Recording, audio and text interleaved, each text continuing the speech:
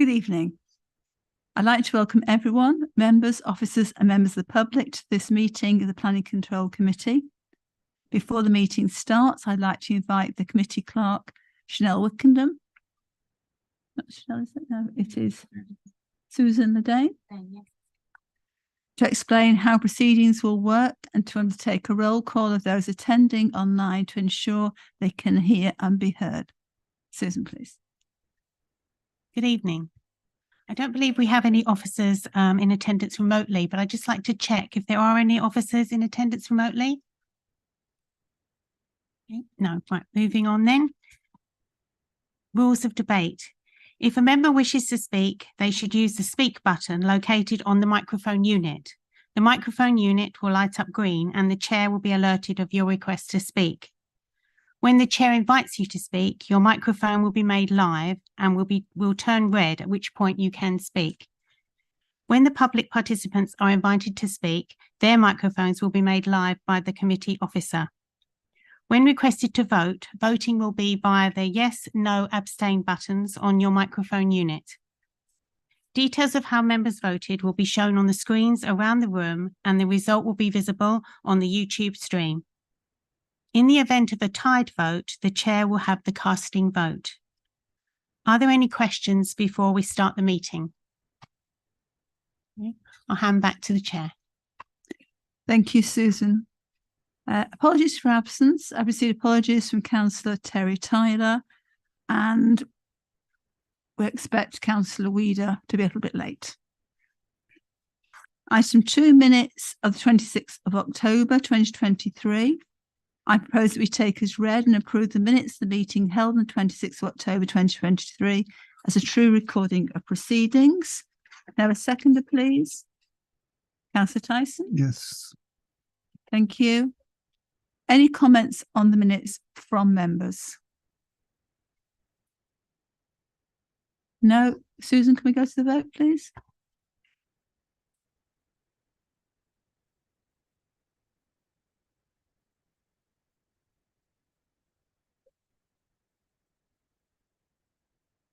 Chair, that motion is carried. Thank you. Notification of other business, there's none. Item 4, Chair's announcements, recording. In accordance with Council policies, meeting will be recorded. The recording will be available to view on the Council's ModGov website or YouTube page. Declarations of interest. Members are reminded to make declarations of interest before an item. The detailed reminder about this and speaking rights is set out under Chair's announcements on the agenda. To clarify matters for registered speakers, the members of the public have 5 minutes for each group of speakers, supporters and objectors, and there's a separate 5-minute time limit allocated to member advocates. A warning will be given at 4 minutes to alert you have 1 minute left. At 5 minutes, you'll be advised that the time allowed has ended and the speaker must cease. Section 4.8.23a. For the purpose of clarification, in order to vote on an agenda item at this meeting, a member must be present for the entirety of the debate and consideration of that item. If a member leaves the room at any point of the item, they will not be able to vote. Let's welcome Councillor Weeder. Item 5, public participation. Can I confirm the following registered speakers are in attendance? Paul Wilkes, Peter Rochford, Jeff Long, Rosemary Long, Rosalind Murray, Kendall Cordes, Councillor Claire Strong, David Parry, Krista Higginbottom, Councillor Gerald Morris, Stephen Blowers, Councillor Alistair Willoughby, Josh Munford.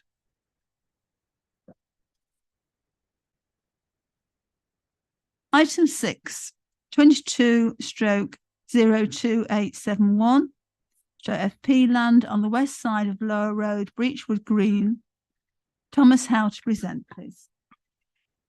Thank you, Chair, and good evening, members. I have an update, which I believe you received, a written update.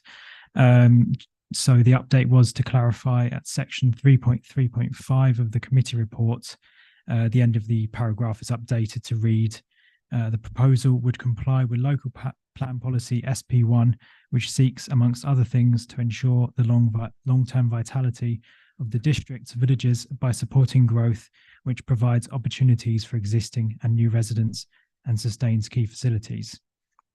Another update was section 3.3.17 of the committee report discussed a condition relating to the foundation layout of the garage for plot 4.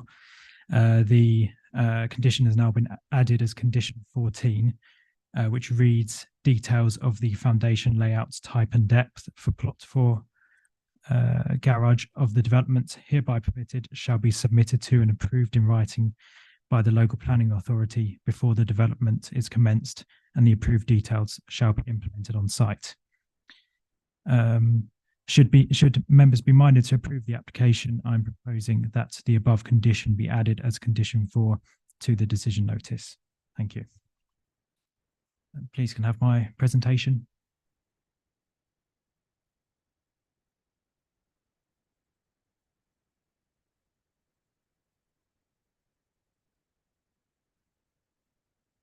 Thank you. Next slide, please.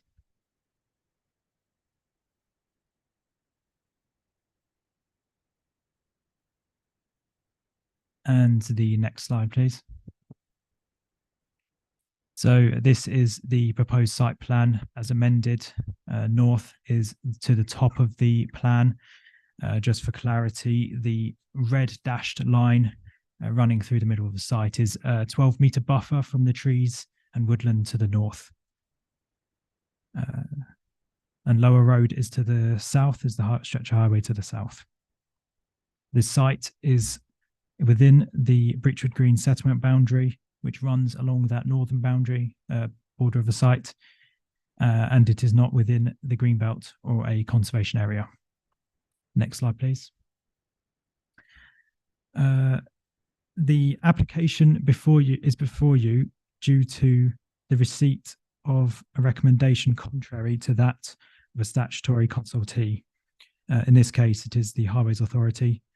Their objection rested on the sustainability of the site and its suitability for access in non-car methods such as footpath, by foot or by bicycle. They also questioned the street lighting and footpaths in the area and the encouragement for sustainable transport modes. The proposal is for 6 dwellings with the new access of Lower Road, comprising 2 pairs of semi-detached dwellings of 2 2-beds and 2 3-beds, and 2 detached 3-bed dwellings.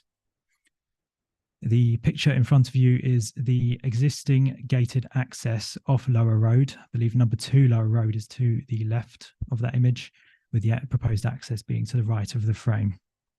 Next slide, please. This is a view taken from where the 2 fence posts meet, so the corner of that just beyond the gate, looking into the site. Next slide, please. This is within the site looking towards the northern corner, so Lower Road is on the right and the woodlands are to the left. Next slide, please. And then this is closer to the gate, so looking along the boundary with Lower Road, again towards the north. Next slide, please. And this is pivoted left, so this is I believe the western corner of the site running along number 2 Lower Road and towards that western corner. Next slide, please. And then this is looking back from where that picture was taken, so this is looking back towards the gate onto Lower Road. Next slide, please. So this is a bit closer towards number 2's boundary. See that the gate is an access to another property down within the terrace. Next slide, please. And then this is looking across the site back from the access, looking to the northern corner. Next slide, please.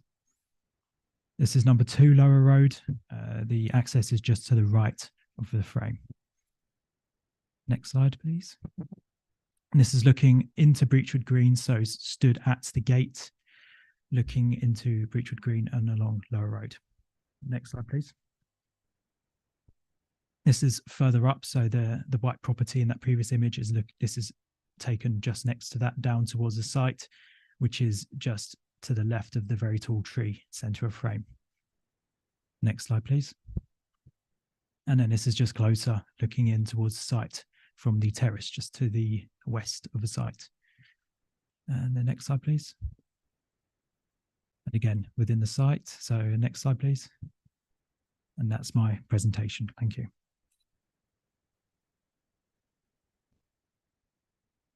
Thank you.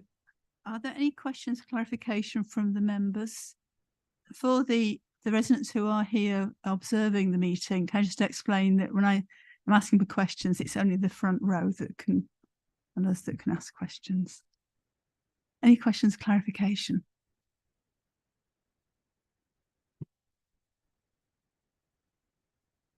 Councillor McDebenham? Yeah, thanks, Chair. I was just wondering, there are 3 separate occasions the highways have put in objections. Can you just let us know what you think that these aren't valid? So the first objection that came in initially had concerns about the access and its scale. However, a technical note was submitted which justified the scale and siting of the access, which they acknowledge and have accepted. And then the main theme of their objection has been the site being unsustainable in their view of their policy.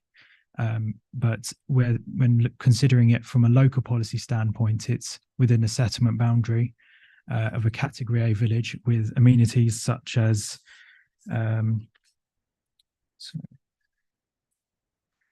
there's I know in Breachwood Green there's a pub, a school, church and village hall, and also there's a bus stop running into Luton and out towards the other surrounding area. So our local plan endorses the site as being sustainable because it's within the settlement boundary. That's really why my recommendation is what it is. Thank you. Answer your Yes, question. thank you very much. Any other questions? Councillor Peace? So could I just clarify that you have a different definition of sustainability compared to highways, because they feel it isn't sustainable, you feel it is, but you have different definitions of what you mean by sustainability. Is that right? The County Council looking at the local transport plan and connectivity of this settlement to Luton by public transport and other factors, they should consider our local plan when considering it and responding, but they have not. Our local plan identifies this settlement as a Category A village. In other words, a sustainable rural location for development, and our policies allow for the expansion of these villages within its envelope, and this site is within the village envelope, and therefore from our perspective and our local plan perspective, it is a sustainable location. It does have facilities, as Thomas said, it's got a pub and a school, etc., to meet its day-to-day needs. And therefore, we don't believe that a refusal on it being an unsustainable location would be sustainable on appeal. Does that answer your question? Any other questions? No. Can we then go to the first registered speakers? Objectors, Paul Wilkes and Peter Rochford, please. When you're ready. Good evening. My name is Paul Wilkes and I am one of 12 objectors to this particular scheme. Most of the objectors live in Lower Road, as they know the topography of it. We do recognise the need for rural developments, and Breachwood Green has approximately 310 homes. Recently, a new development of 9 homes was built, and there is no planning permission approved for an additional 13 homes. Those are all located in the centre of the village in a safe area where people can access the amenities very easily, which are, you are correct, is a pub, a primary school, and a village hall. This particular proposal is right on the edge of the village down a very narrow country lane. It actually borders on to the speed restriction limitation signs, as in on a bad blind corner,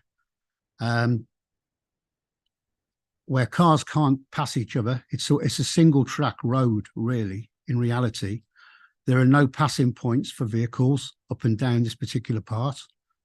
And should a development be allowed, the entrance of that development will then encourage people to drive down that road faster and also to use that access as a passing point. Recognise that a traffic count, speed count and traffic count has been done by the applicants for the development. However, the actual counter where traffic speeds were counted was positioned on the very blind bend of the road, and speeds were, I believe, registered at around about 20 miles an hour. So therefore, it's now been assumed that when vehicles pass this development, that they will only be doing 20 miles an hour. Well, I can assure you, living directly opposite this development entrance, that when cars come past, they are speeding at extremely fast speeds. It's also true to say that up until the survey was completed, there had not been any accidents or instances on Lower Road. There has now been one reported that the North Herts Council are well aware of, where a resident's vehicle was actually damaged by a speeding car and it was written off. So, you know, we are suggesting that this road is not safe. North Herts Council themselves and the local residents' main objections to this planning is the suitability and safety of people, A, using the road, and B, people who will be actually purchasing the homes. As it's right on the edge of the village, nobody would buy a house or rent a house like that without needing to have transport to actually get to those houses. There are 6 houses that have been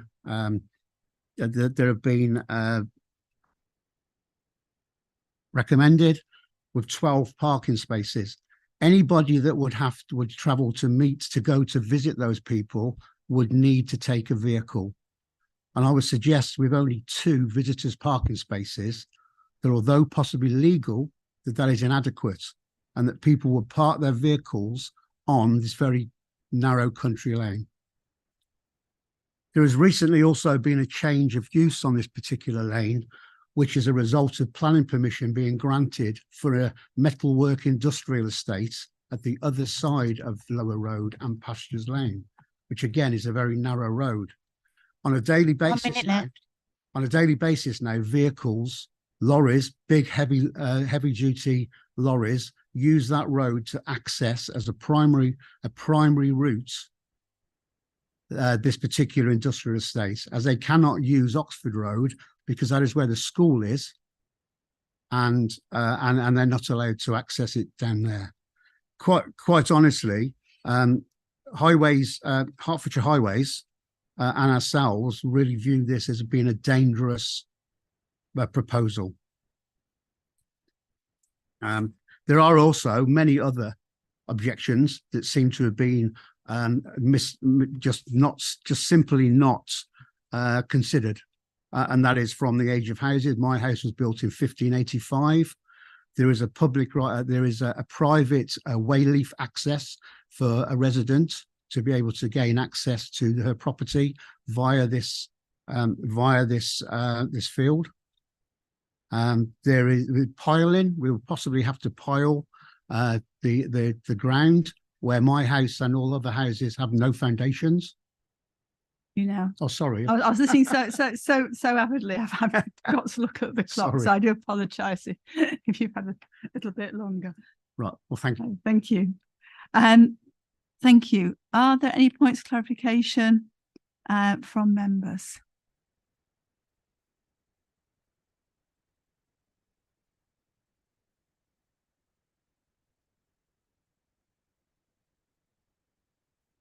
No. Thank you. Shall we move on to the supporters, Jeff and Rosemary Long, please? Hello, thank you, Chair, and good evening to you all. We're Mr. and Mrs. Long, the applicants. Reading from the local plan, Breachwood Green is listed as a Category A village, a sustainable small village where development is allowed within the defined borders to safeguard existing facilities to help ensure that villages continue to attract and retain young families, preventing them from stagnating into dormitory villages with older families and retirees. The application is for smaller units with decent sized gardens to try and encourage young families. The houses at the back have been designed to be suitable for disabled people. In the pre-app, they were bungalows, but due to the ground space required, we changed them to houses, but stayed with the idea of being disabled friendly. I know people in Breachwood who've tried to get homes and they've been told there aren't any. So we wanted to help people.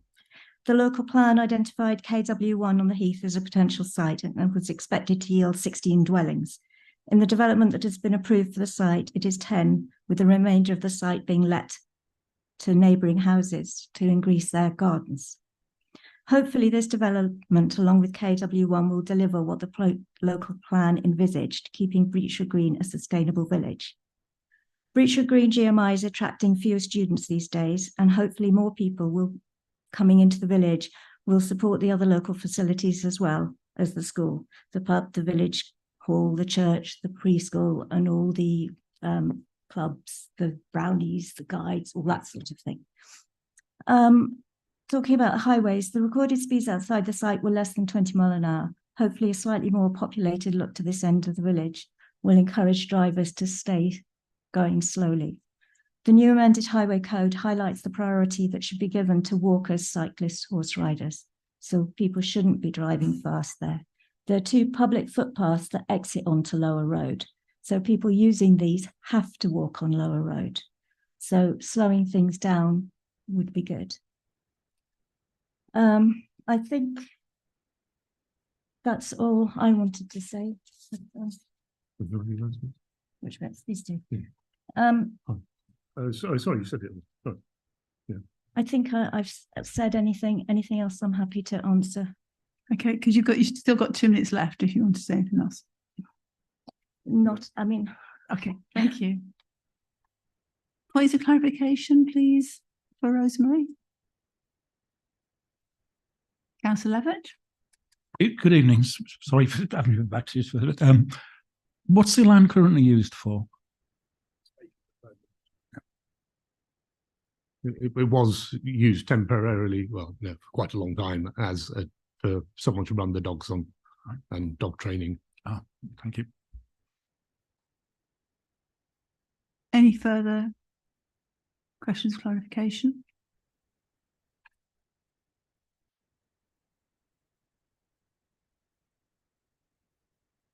Can I invite the officer to respond to any of the issues raised? Thank you, Tom.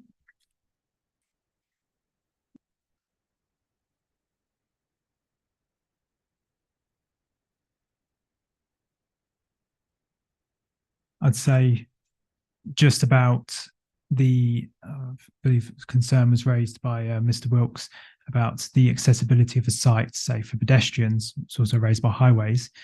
An example was given that a footpath could be installed into the road, but in this instance, I do not believe that Breachwood Green would suit a footpath, especially it would have to be within a red line, so along the front of the site. So I don't believe there'd be value in that.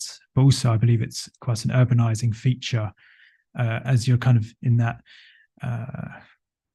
the coming into from the countryside into the village, and you want to have quite a smooth transition, but I think having a footpath and with street lighting would be very abrupt and out of keeping with the lane of Lower Road. Also, with regards to the technical note, I did find that each property, or the developments would produce about 2 extra car movements per hour, or about 28 per day. So that was just given weight in the balance of considerations and by highways. So they did not object on the safety of the access in their latest round of comments, purely on the sustainability and the accessibility of the site for sustainable transport needs or means. Thank you. Thank you, Thomas. Can I have a proposal, please?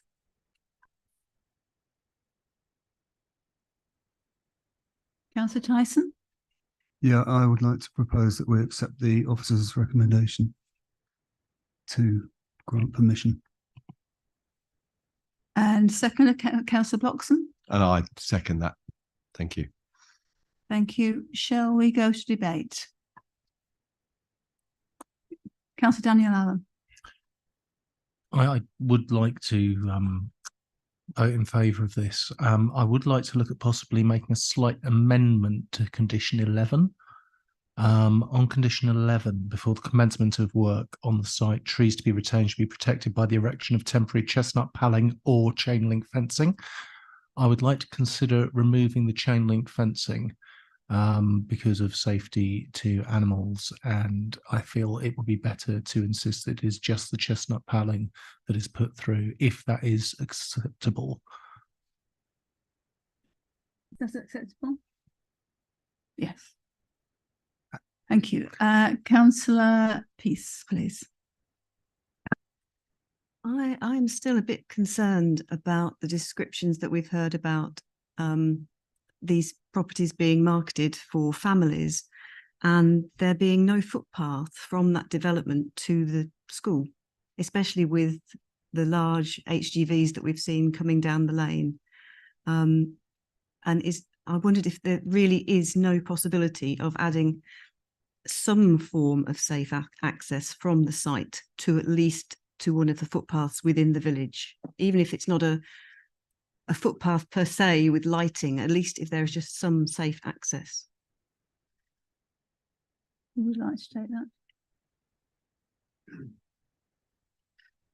The only provision that we would have would be for a public footpath within the red line of the application site along the site frontage, which wouldn't achieve that aim in terms of gaining access to the school by a public footpath alongside a carriageway. The land to the front of houses, as you saw from the photographs, there's not a great deal of it, and it's in private ownership. So there'd be no ability to be able to provide a carriageway roadside footpath to gain access down Lower Road to the footpath that starts further on down Lower Road. It would also change the character of Lower Road, which is that of a more of a country lane, and so there would be character issues with regards to that. But I appreciate what you're saying in terms of if we could make provision for such a footpath, we would look at it, but it's not a possibility, I'm afraid. Does that answer your question? To answer the question, so But the information, thank you for your response. Thank you. Accept the information. Councillor Bloxham. Thank you. Yeah, I want to assure people that are here on this and watching us debate that all of the objections are looked at by people on the panel. And of the 12 objections that are there, when you look at a lot of those, they are things that you would expect to be objections from people in the area. But there's not many that are planning reasons why we can stop this from happening. So if you look then at the highways, I think there's sustainability, and I understand exactly what you're saying, Tom, about the sustainability issue. It's 6 houses at the end of the day, so I think there will be obviously an impact, but not an excessive impact on this occasion. So I can do nothing but actually support the application for this one. Thank you, Councillor Nolan.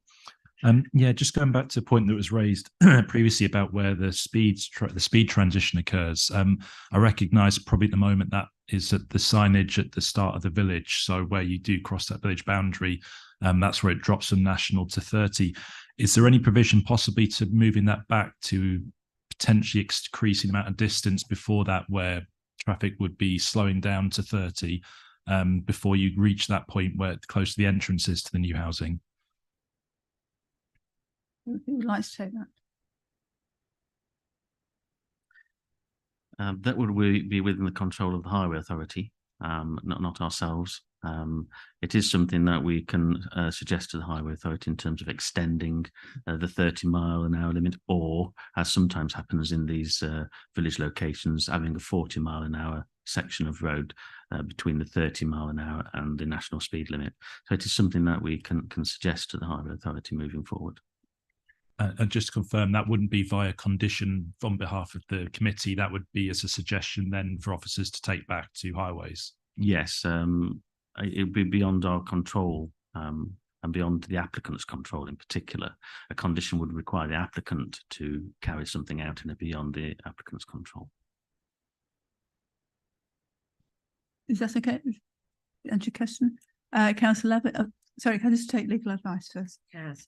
With amending the speed limit on the road, there is an actual process to do to bring that forward, where the public would need to be consulted on and feedback would need to be taken and a decision ultimately would be made. So it's not something as the head of Sean, the planning managers correctly highlighted, that is in the applicant's domain. They haven't got any control on what a speed limit could be amended to on this application. It's not something that can be considered. Thank you, that's useful. Councillor Levitt? Yeah, just for clarification on the highways bit, 3.3.16 is the bit about the highways initial objections and access. Can you assure me that the only objections that remain are on sustainability grounds, that there is no safety issues remaining from Arts Highways? That's the way I read that paragraph anyway. Thomas? Yes, so I actually emailed the highways officer just to confirm and have it in absolute writing that they didn't have concerns, say, about the access. And they said, yes, this is highlighted in my last response. It's purely the siting conflicting with their transport plan and the sustainability and accessibility. So that was what it rested on in the end. Thank you. Any more comments in the debate? Councillor Debenham. Yeah, could I just clarify that we will be with condition 14 added to what we're going to be voting on? Yeah.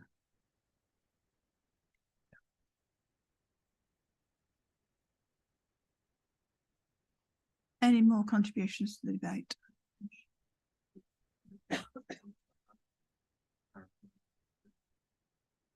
Okay, thank you. Do we know it's not the chain link fencing going, isn't it? Yes, it was on condition 11, the removal of chain link fencing and just having chestnut paling. Thank you. So we need to vote on that. Right, do you agree to it? I agree to that. Yeah, that's fine. Yes, thank you. Write my amendment down.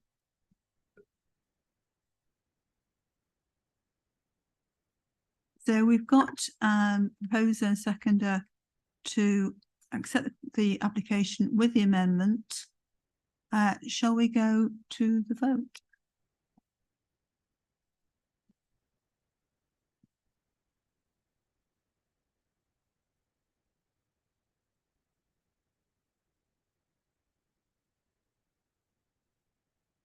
Yeah, that motion is carried.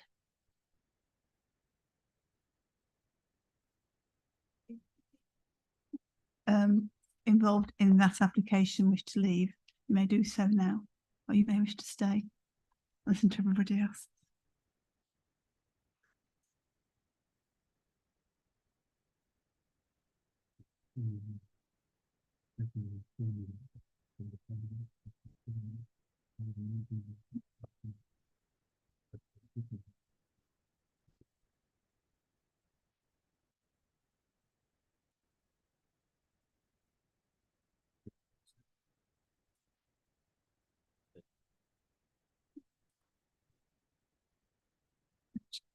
Thank you.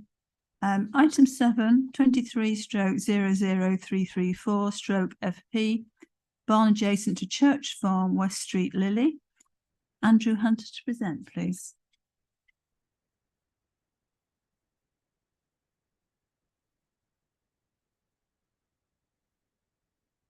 Thank you, Chair. I have a couple of updates. First of all, which is firstly of the report, paragraph 4.1.1, that should say planning application instead of pre-application request at the end of that the last sentence. And in section 3, a consultee response from the County Council Highways Officer stating from March 2023 should be added in, which stated that they do not wish to restrict the grant of permission. The full comments of that are on our website, and that would become paragraph 3.8. In those comments, the Highways Officer had recommended one condition be imposed, requiring a plan of cycle parking prior to occupation. But I consider that cycle parking could be provided in the proposed workshop store or elsewhere in the grounds of the site. Therefore, my view is that I don't consider such a condition necessary. And if I can now go on to the presentation now, please. Next slide, please.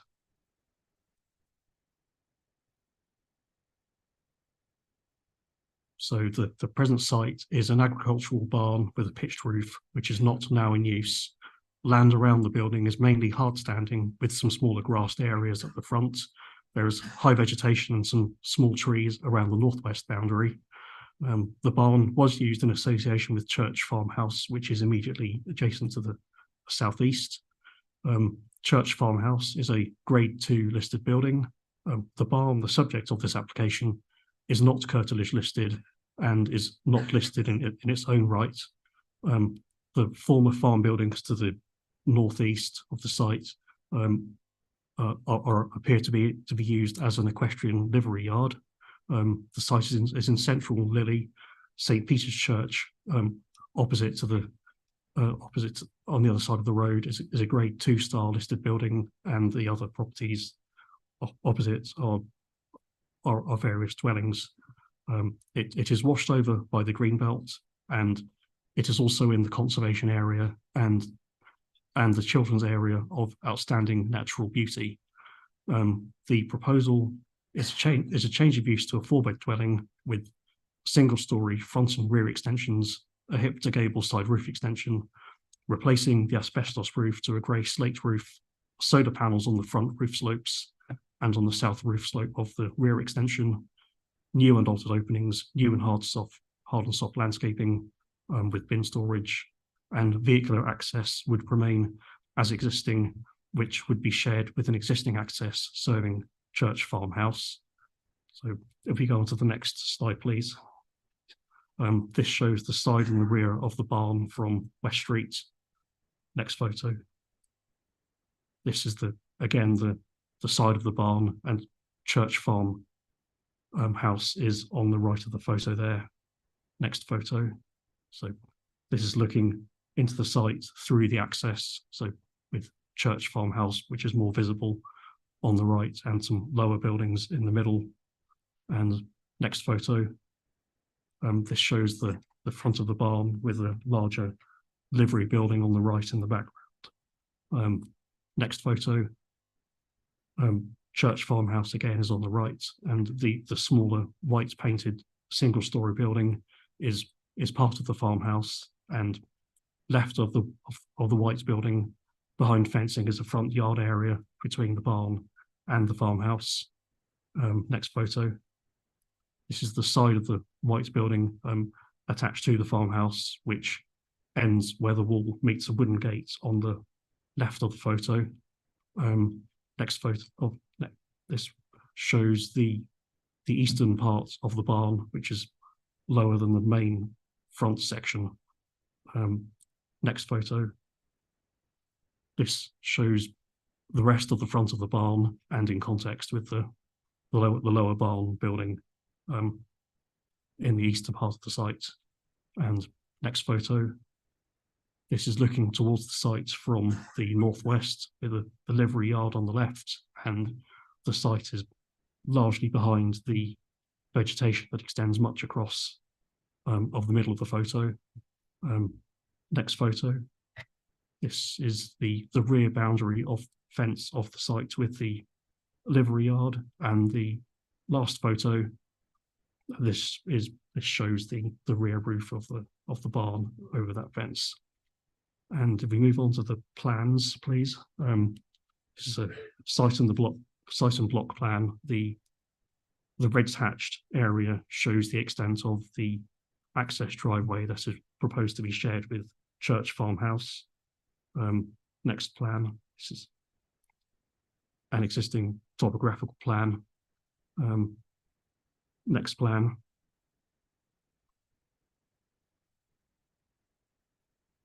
These are the existing floor plans, and next plan, existing elevations, and next plan, the proposed floor plans, the blue lines that you can see on there show the extent of extensions approved by an earlier planning permission to change the use of the barn to a dwelling with extensions granted last year,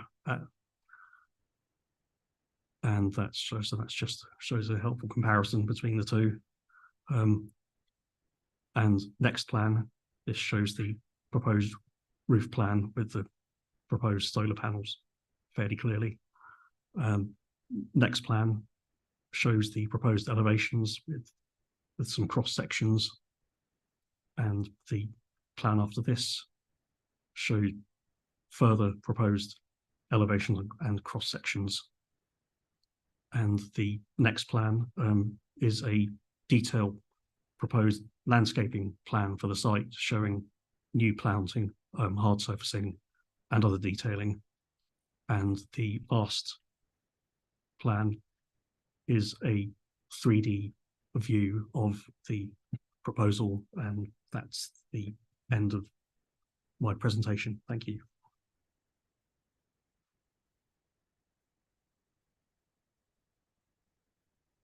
Thank you, Andrew. Any questions, clarification from members for Andrew? Councillor Tyson? Thanks for that, Andrew. Can you just confirm that there is an existing application from 2022 that was approved on this site? So that would be the fallback position were this application to be refused. Yes, that's right. And that the initial application, the one that has been approved, there was no objection to that from the parish council, but there is to this. Yes, that's right. Okay, thank you. Thank you. Councillor Daniel Allen? Hi. Could I ask where the bin store is? I've just seen there was comments on waste about the issues of dragging bins across gravel, and it says there will be a bin store. Can you show me where on the plans the bin store is intended to be, please? Yeah, the bin store is shown on the detailed landscaping plan as being to the rear of the to the rear of the barn. So it's on the sort of the left hand side. It's the black sort of rectangle. That's the proposed bin storage area. Thank you. Councillor Peace? So in the comments in the public comments, there's a comment about it being 1.1 meters away from the Church Farm property, I believe. How far away was that distance in the original application, and has that changed? Has it got closer?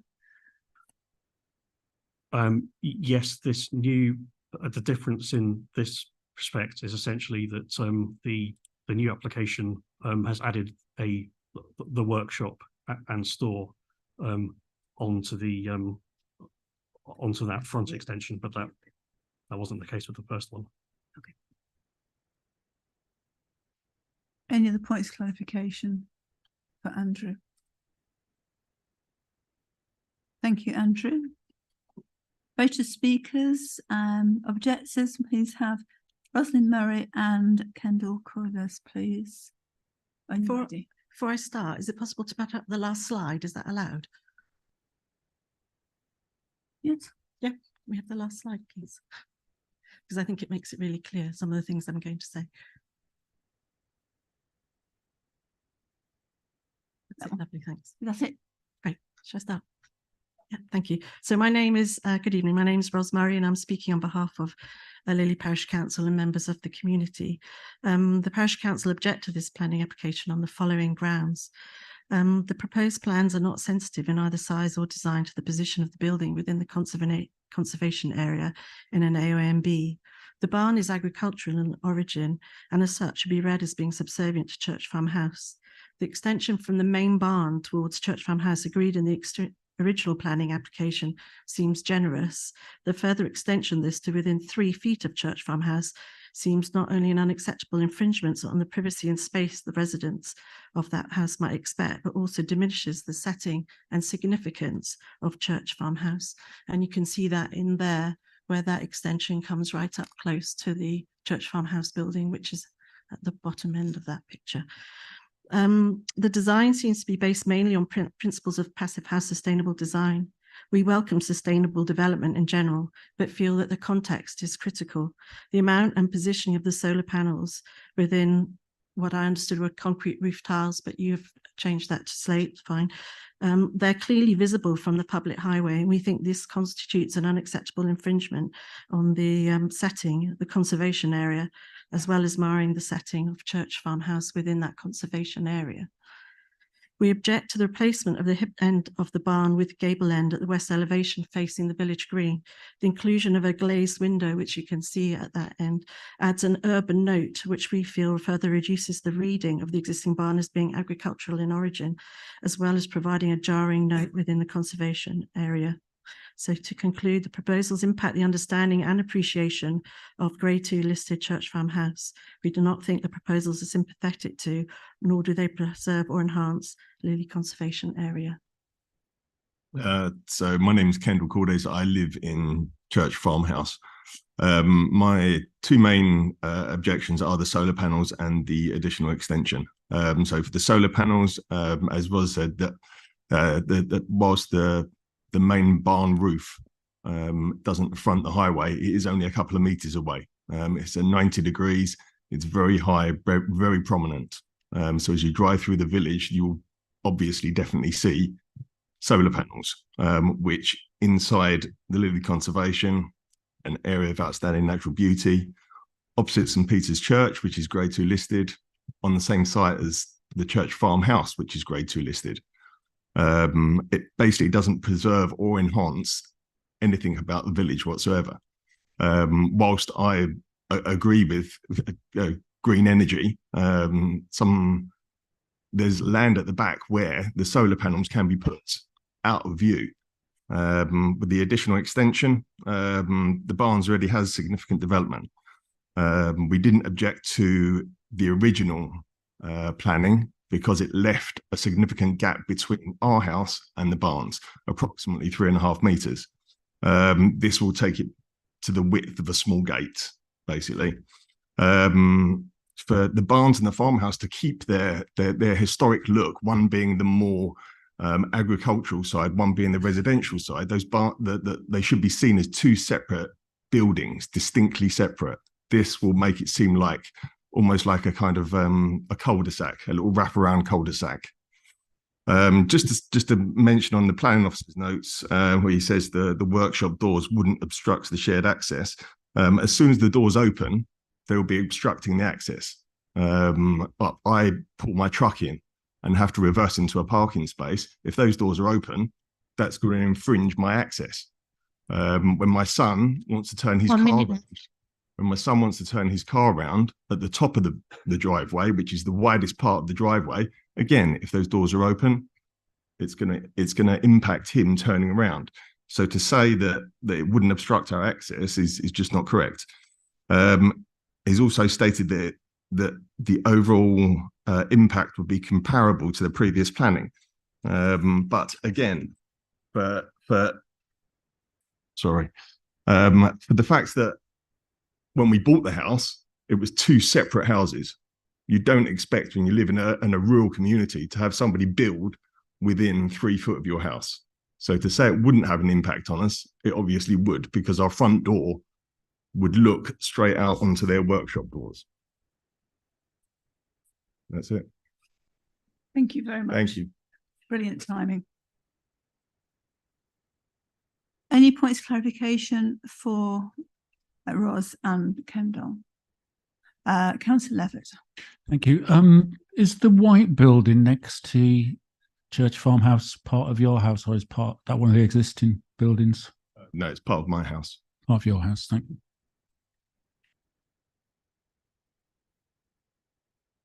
Any other questions? Clarification?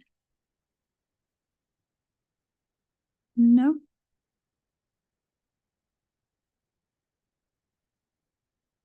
Can I call on Member Advocate Councillor Claire Strong, please? Thank you very much, Chairman. And the committee will note from the report that I called this application in support of the Lily Parish Council and the neighbours. We've seen this many, many times before, where we have a planning application and it's granted. And then what does the developer do? They come back again and tweak it and make it a bit bigger or make it a bit larger or do something to it, which might not look as though it's going to have a huge impact when you look at it on the plans. But if you actually look at it in the location and where it is, you actually start to think it is having an impact. And perhaps we shouldn't be, as a planning authority, saying, oh, that's okay. The first plans that came to this council were approved. This now has brought in revised plans, and those plans must be judged on the merit of these new plans. It is a sensitive area. I don't think anybody could dispute that, because this is a grade listed 2 farmhouse. There's a grade listed 2-star church nearby, and these are barns, which are, and I think if you read some of the reports on the web, you'll see that the condition survey of these barns says that they are not in a good state. And this, as a conversion, it's actually a lot of it is a rebuild. And the first lot of plans for that rebuild brought in a 3-bedroom property, very nice master bedroom with an ensuite and 2 other bedrooms with what I call a Jack and Jill shared bathroom. This one now makes, because of the way it's rejigged and relaid, a 4-bedroom with ensuites to all of those properties. And let's not forget, it's also including a gym and this rather controversial workshop. It has also, because of the rejigging of it, pushed those boundaries very much closer to a very significant Grade 2 listed building. The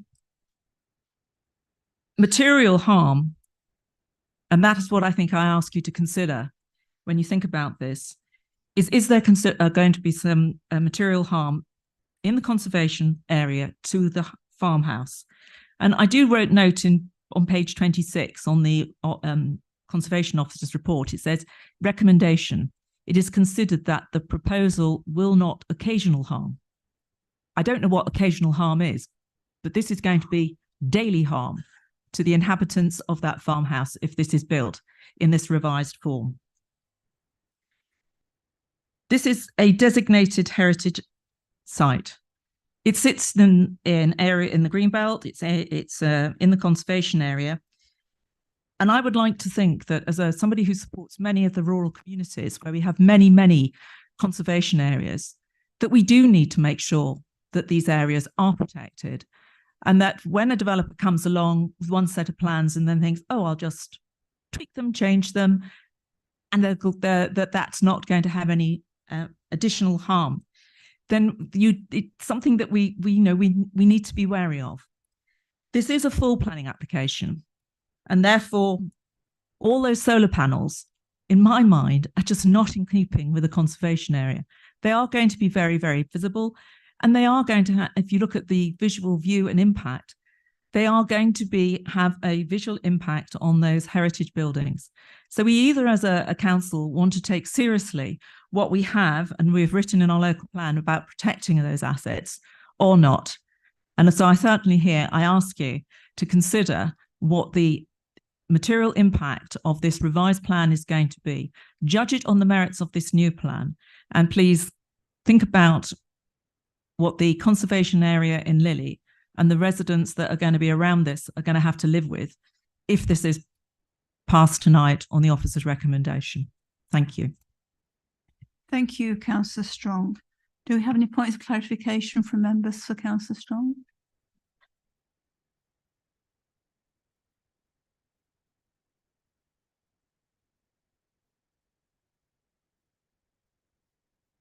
No.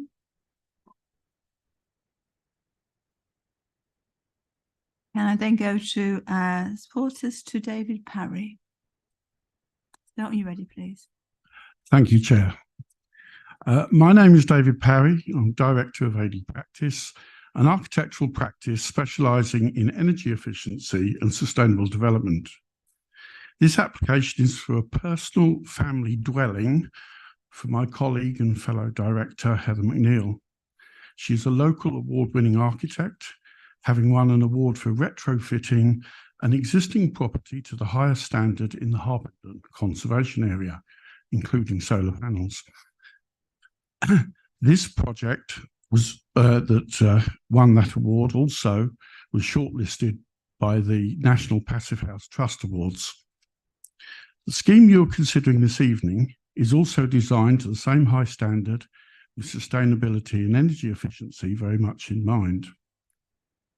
The conversion of these redundant agricultural buildings, as has been said, has already got planning permission.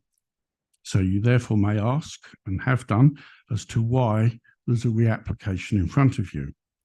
Well, the proposed scheme to some extent follows the approved scheme, although contrary to what impression is given, this scheme is actually smaller than the approved scheme.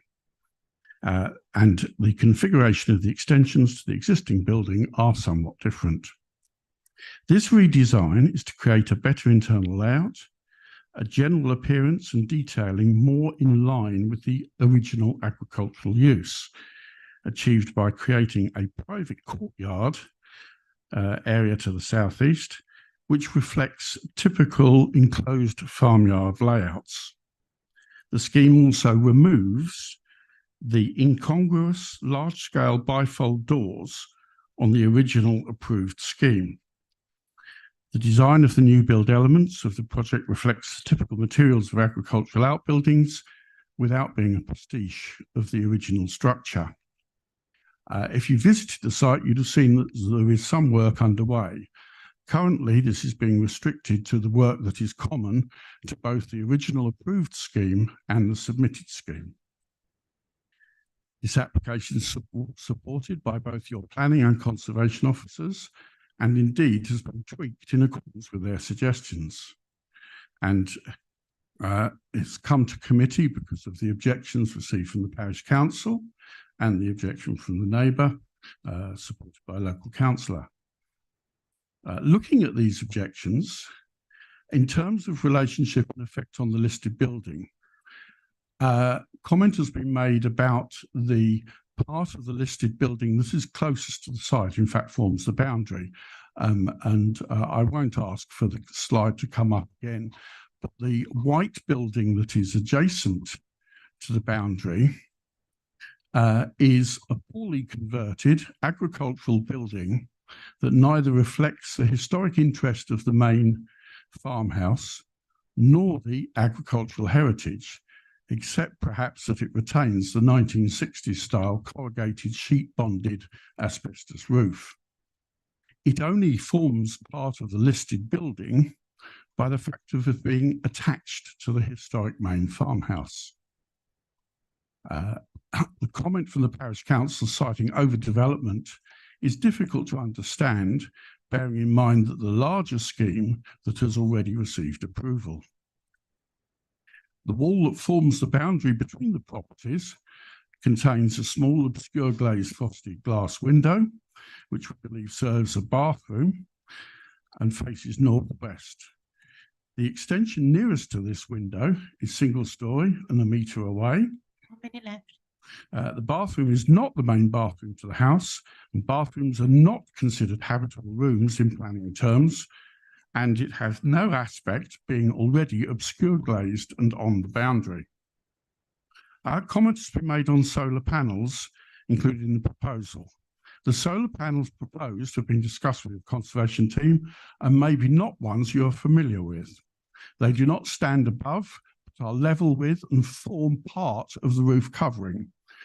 They also do not have the typical geometric pattern often seen on panels, nor do they have a visible frame. Without looking very closely, you would not necessarily actually be aware they were even there, and are therefore widely considered acceptable in conservation areas, blending well with traditional slate roof. They have an appearance nothing like the typical solar panels you'd normally see on roofs. This is a sensitive and environmentally sustainable proposal, improving on an existing proposal and supported by your officers. For these reasons, I urge you to approve the application. Thank you. Thank you. Point of clarification from members?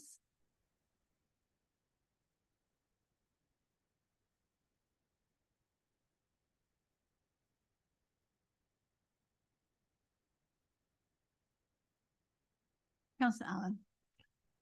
Just wanted to ask how you felt about comments that there would be blocking to the access of the next door house as far as driveways and access for cars.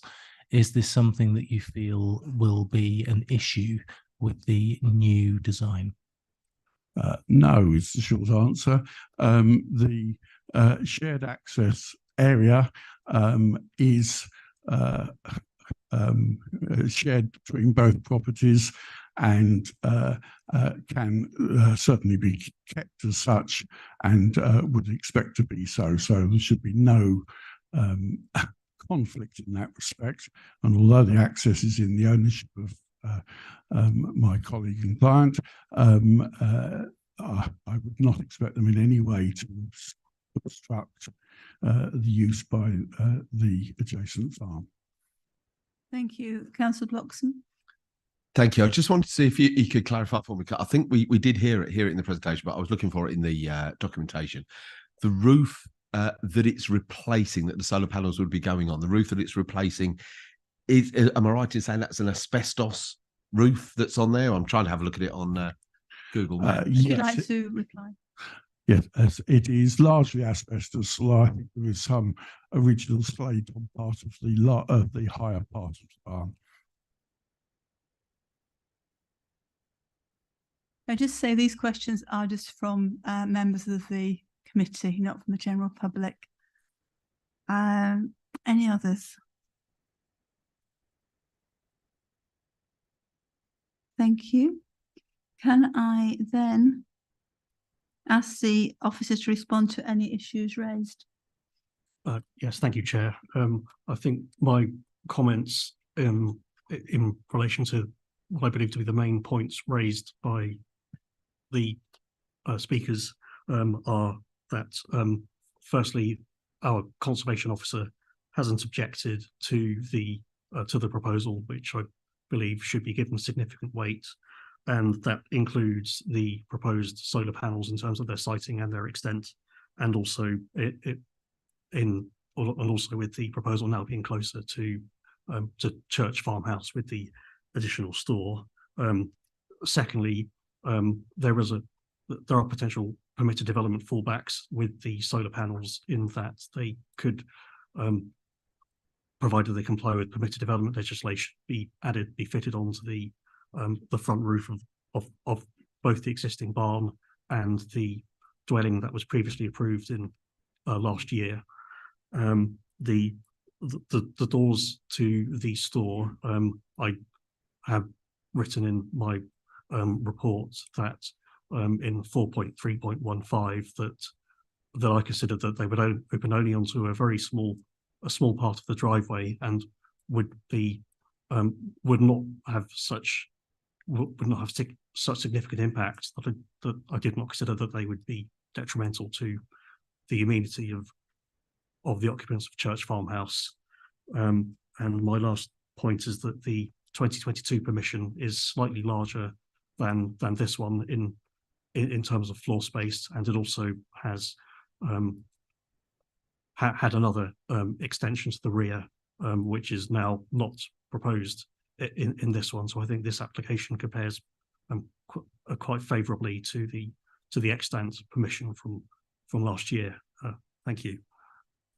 Thank you. Andrew, could I just get clear in my mind one thing? Are you saying the solar panels could have been put on the roof anyway without a planning application?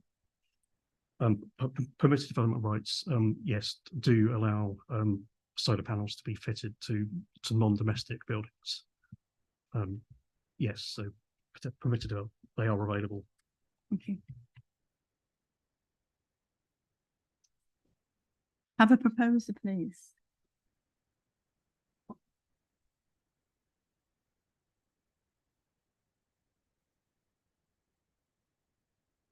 Councillor Levitt. Thank you, Chair. Originally, when I read this report, I was concerned about the Conservation Officer's remarks, and in a way, I didn't agree with them. But having seen some of the stuff that's gone through tonight, my biggest concern actually was the white building with the roof, which I think is the most unsightly building one. For the debate, and just okay, then are you going to propose? I'm going to propose to remove the recommendation. I'll come back to you for the rest. Do we have a seconder?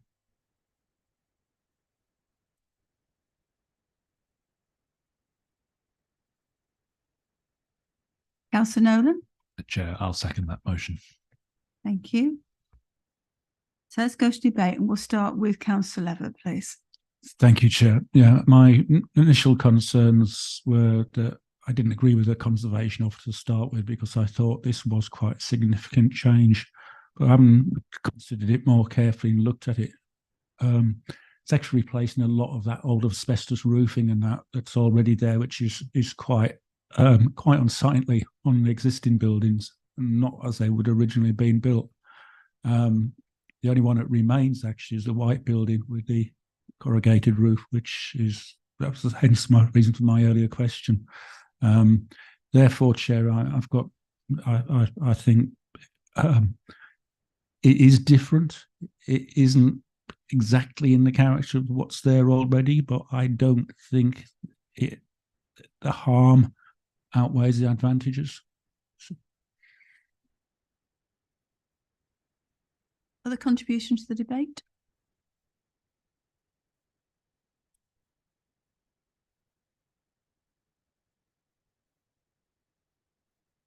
No, shall we go to the vote?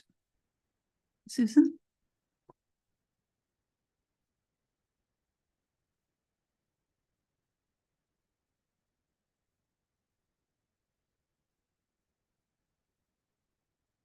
Yeah, that motion is carried.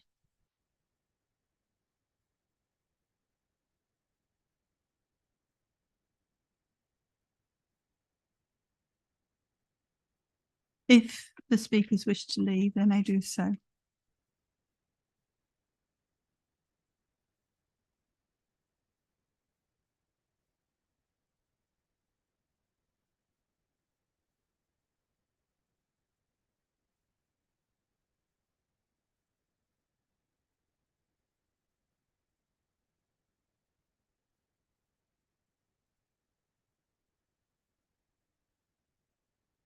Thank you. Item 8, 23/01029/ Cockenhoe Farm, Luton Road, Cockenhoe.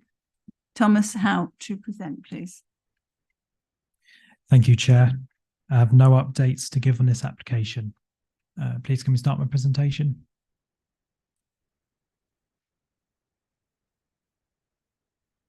And the next slide, please. Thank you. This application is before you due to, as with Lower Road recommendation for approval contrary to the recommendation of a statutory consultee, which is the Highways Authority. This next slide, please. This is the latest version of the site plan, down to 8 dwellings, down from the initial 9 proposed. North is to the top of this image. Chalk Hill is the road that the site's accessed off on the northern side of the site, with Brick Kiln Lane to the east. The site is most recently been in use for equestrian purposes, with stabling and a menage to the west, though to the eastern side of the site, the grey, very long barn structure, as well as the rather long, narrow barn to the centre of the site, are presently in use as a children's day nursery, with the farmhouse, the grey L-shaped property centre of the sites just up, is presently in use as a residential dwelling with its primary garden space to the rear. The site is split into 2 yards: the northern yard, which is on the right of the plan, and the southern yard, which is to the left. 2 modern barns are proposed to be demolished, as well as the menage on the western side of the site to enable the development.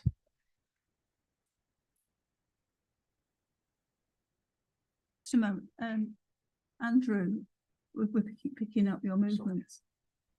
Continue, please. Thank you. The Highways Authority are objecting due to the lack of footpath access within the area.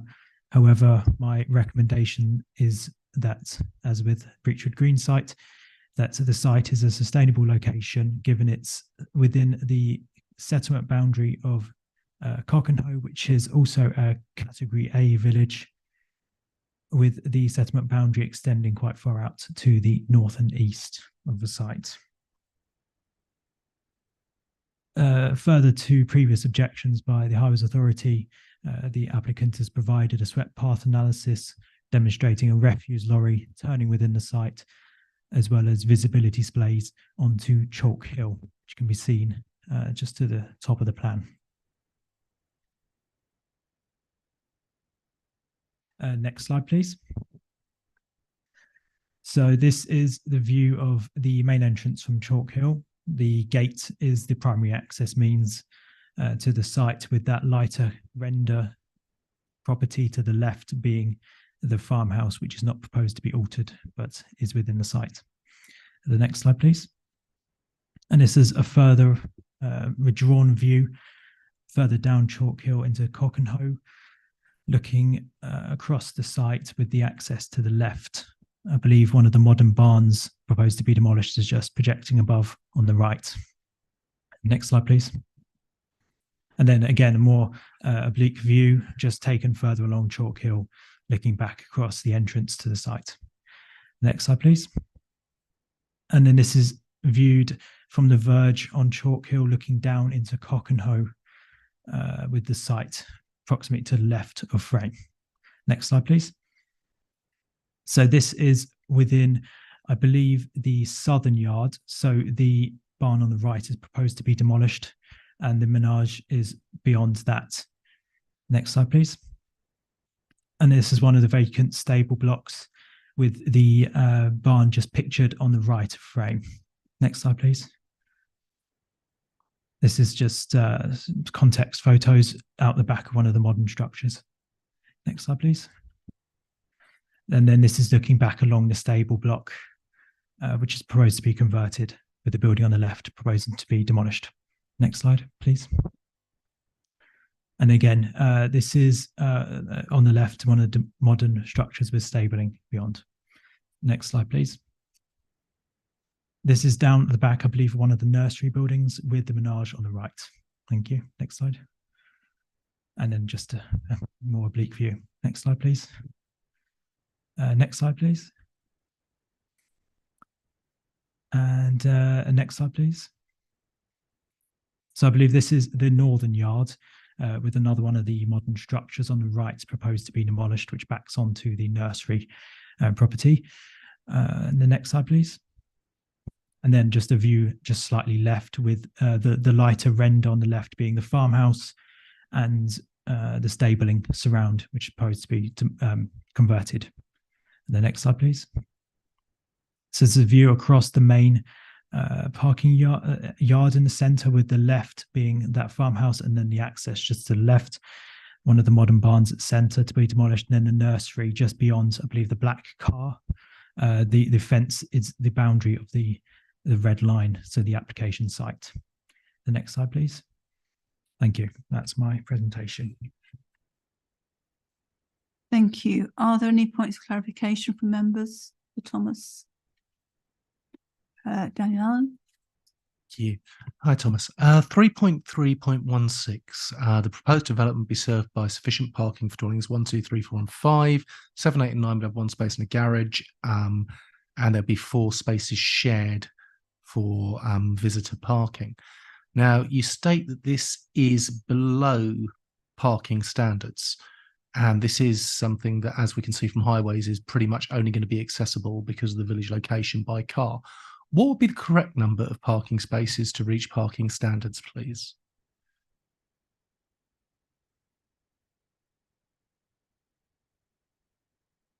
Or just... Would you like Kerry to answer that? I'm just wondering if the planning officer has that relevant information, because I know it's a highway aspect when they're looking at car spaces.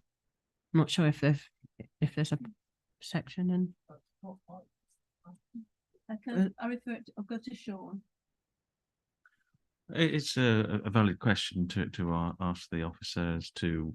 We do have an adopted SPD on parking, and I think Councillor Allen is asking how large the shortfall is of the scheme compared to our SPD and the parking standard. Yes. I'm asking him what we normally cover. I can't see what your issue is with that, Kerry. Oh, excuse me. I definitely have no issue, Councillor Allen. I just know when, in my former attendance at planning committee, the highway officer gives the evidence or the necessary information on car spaces. I'm not familiar with it coming from a planning officer, but yes, it is a planning obligation. Can we just park this one and so that we can actually try and get an answer?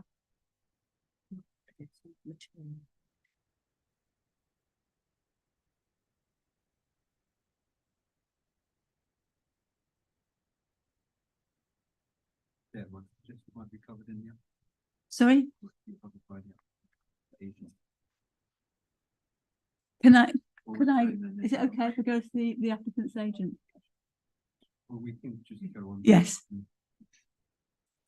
If that's okay. I know it's unusual, but I've just been looking at this very issue because there's actually an error in that paragraph, because it talks about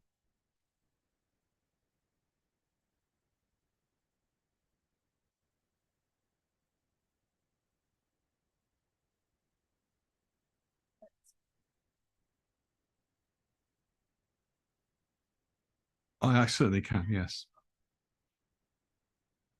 Yes, okay. So to deal with that issue first, there's actually an error in paragraph.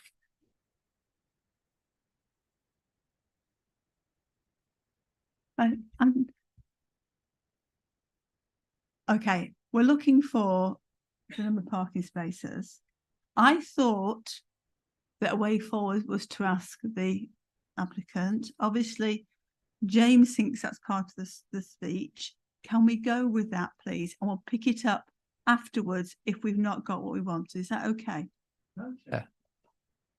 The point of order is other people may have questions they want to ask prior to hearing this, which we need to ask our planning officers before they hear from the person giving their agent speech. That's a different no. That's fine. That's a different no. Are there any, I'm sorry to muck you about like this.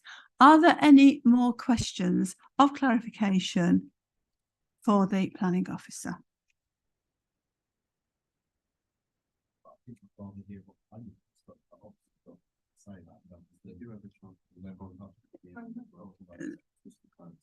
Sorry? You will have a chance to respond to that and to have a chance to find it. Yeah. Sorry about this. Third time lucky. You'd like to start again, please? So Yes. if I can deal with the parking issue first then. So the SPD, which I've just looked up for myself, calls for 2 parking spaces for each dwelling with 2 bedrooms or more, plus where they have garages, 0.75 spaces per dwelling as visitor spaces.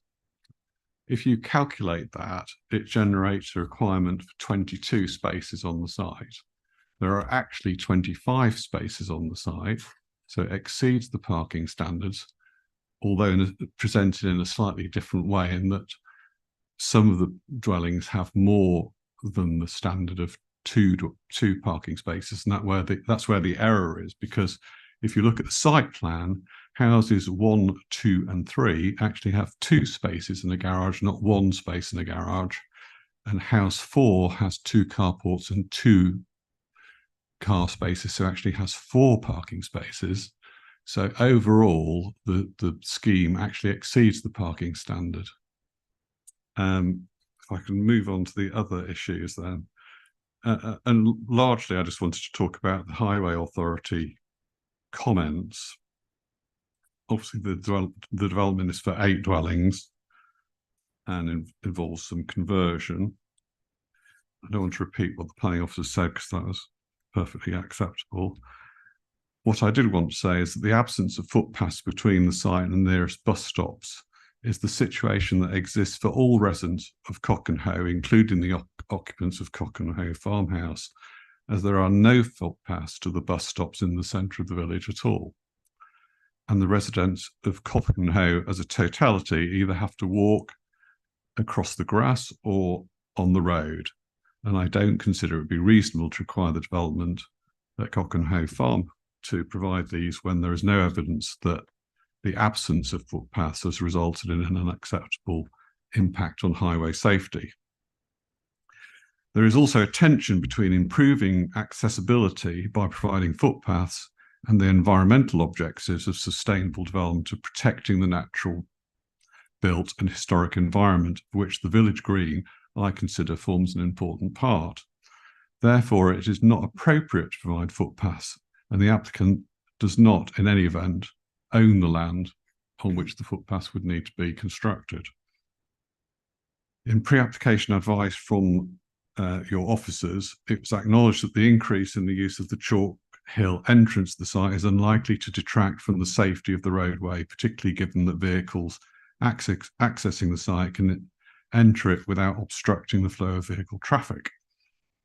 As the proposal is not a major development and will only generate a small number of traffic movements and generally smaller vehicles compared to the former commercial use of the site, it is considered the proposal is acceptable and will not cause any highway safety issues and can be safely allowed. And that's all I wish to say. Thank you very much. Right, thank you. You have got some time left there, so that's very succinct. Points of clarification for Christopher. Councillor Levitt. Yeah, the application header says conversion to 4 dwellings and erection of 4 dwellings, which makes 8. But the looks like there's proposed elevations for 9 dwellings. How many dwellings is there? There's definitely only 8. There were in the original application 9. I don't have the screen in front of you that you have, but there are definitely only 8 dwellings now. Only 8, right? Yeah. Can I'll just go to Thomas. So I believe so basically the dwellings were numbered 1 to 9, and I believe number 6 was omitted as part of the refuge tracking plan for the development. Yeah. Thank you. That's useful. Other questions? for Christopher?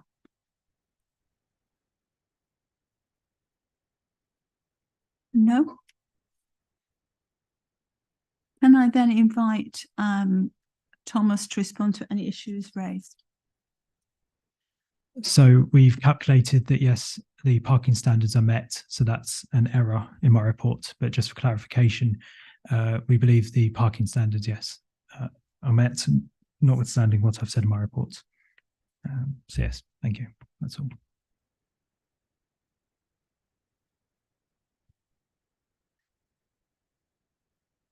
Okay. Can we have a proposer, please? Councillor Bloxham. Thank you. I'm happy to propose this. What Propose would you like to acceptance of the officer's recommendations. Thank you. And Councillor Tyson? Yeah, I'm happy to second that. Thank you. Shall we go to debate? Who would like to speak first? Councillor Peace? I just wanted to say that unlike the application that we considered previously, there is a lovely safe route to walk for any families from this building, because there is a lovely green space that anybody could quite happily walk down to the local school with a small child or a buggy, unlike the one we discussed previously. Thank you. Good local knowledge there. Other contributions?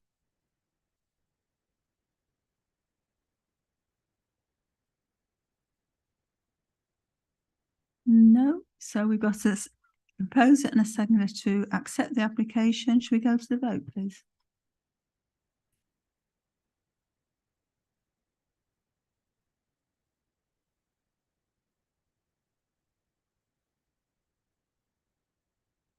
Yeah, that motion is carried.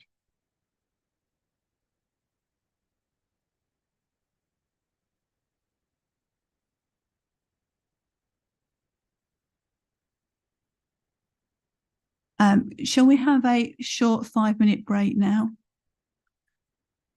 So if you'd like to be back at 9:04.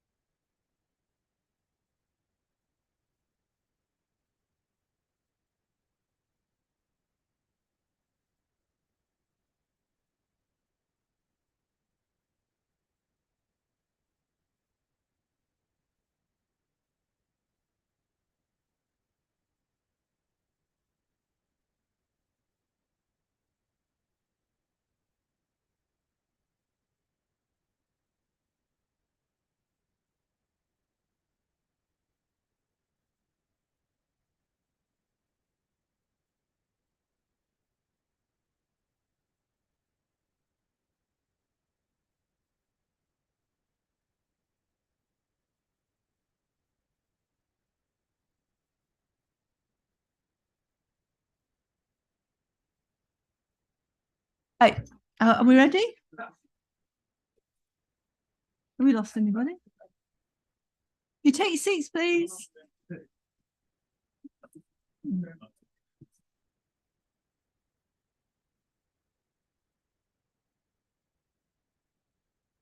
Have we got everybody? Yes. So, welcome back. Item 9, 23 stroke 01420 stroke FP, Newsells Farm Winery, Whiteley Hill, Barkway. And Matt Donald to present, please. Thank you, Chair, and good evening, everyone. I have two updates to this item, which have been circulated to the committee. The first is regarding the receipt of a no objection response from the Environment Agency, the amendment to the recommendation and the addition of 4 conditions which have been requested by the Environment Agency. The second is an update from Herts Highways received today, which has actually been emailed to you. This states that the unilateral undertaking requiring travel plan monitoring contribution is now no longer required, as the recommended condition, which is condition 15 on the papers for the promotional events management plan, is sufficient for the purposes of travel plan implementation and monitoring for the development of this size. This change from Herts Highways results in a change to the recommendation of the application, with part 6.1a of the recommendation now no longer required. So therefore, the recommendation for the application is now that the application be granted subject to the recommended conditions and informatives as set out in the report, plus the addition of the 4 EA conditions. I'm sorry, it's a bit of a confusing update, so I hope you've all followed that. There's unfortunately a typo in paragraph 4.3.21, where it's stated that winery membership will be to block stock syndicates, and that should have been to bloodstock syndicates. So I apologise for that. This is a full application for the development of a winery production facility with hospitality space, a new point of access off the lane, internal access road, parking, a wetland drainage system, and landscaping. Can I go to the slides, please? Next slide, please. Next slide, please. Thank you. Oh, actually, the one before might be slightly clearer, sorry. This is the location plan showing the site located on the east side of the lane at the northern end of the Newsells land on south-facing Chalk Hills, which are the best locations for vines to grow. Next slide, please. So this shows the sort of Newsells land in slightly more context. All the green area is their land extending to the south, and obviously the red application sites on the very northern edge of their land. Next slide, please. This is an aerial view of the application site. To note is the existing mature belt of trees alongside the lane and on the northern boundary of the Newsells land. Both of these belts of trees are outside of the application site area, apart from the sections of trees to be removed for the actual highways access on the lane. The trees separate and screen the application views from the scheduled ancient monument, which is actually located just north of the application site, either side of the lane on the mown section of grass between the 2 belts of trees. You can't really see it, but there's a few rings and sort of lumpy, bumpy marks in that grass area, which is the scheduled ancient monument. Next slide, please. This shows the application site and its layout with the replacement planting to mitigate the impact of this in the lane. The building will have an attractive approach as the access lane will run up through the vines in front of the building. Visitor parking is on the north side, the yard area on the east, and the visitor parts of the building on the south and west. This plan shows the belts of trees to be planted along the east and west side of the building and the access track, which is planned to mitigate impact in long-range views of the building and the landscape. Next slide, please. This shows the proposed landscaping plan, which has been submitted in detail. So there's a condition recommending this plan is implemented. Next slide, please. The ground floor part of the building, the ground floor is significantly larger than the first floor. There's large, obviously, production facility areas for the wine. Next slide, please. This is the first floor section where there's kind of walkways looking down into the production areas of the ground floor. Next slide, please. This shows how the four elevations of the building are to be set into the landscape. And so the scheme will present as a group of farm buildings. The design of the building is reflective of existing horse barns within Newswells land, and with external materials comprising of sections of metal and wooden cladding, glazing and a metal roof. And there's no objection to the layout or the design of the proposal. As seen before from the previous two slides, the building is fully two-storey internally. However, it's been set into the hill of the landscape so that in most views it will appear as a single-storey or 1.5-storey structure. Next slide, please. This is a 3D visual, sort of a bit clearer because some of those plans haven't come out too well. It's obviously got the roof off, but it shows the front of the building on the south side, the wetland drainage and the car parking area on the north side. Next slide, please. This is a coloured mock-up of the elevation plans. Next slides, please. This is the application site as existing with a view from the access drive inside the existing stud going to the nearest sort of stables, route round to stables on the White Hill side. The hill has been planted. You can just about make out the continuous line of trees on the northern boundary at the top, which obviously shows the landscape dropping down this side.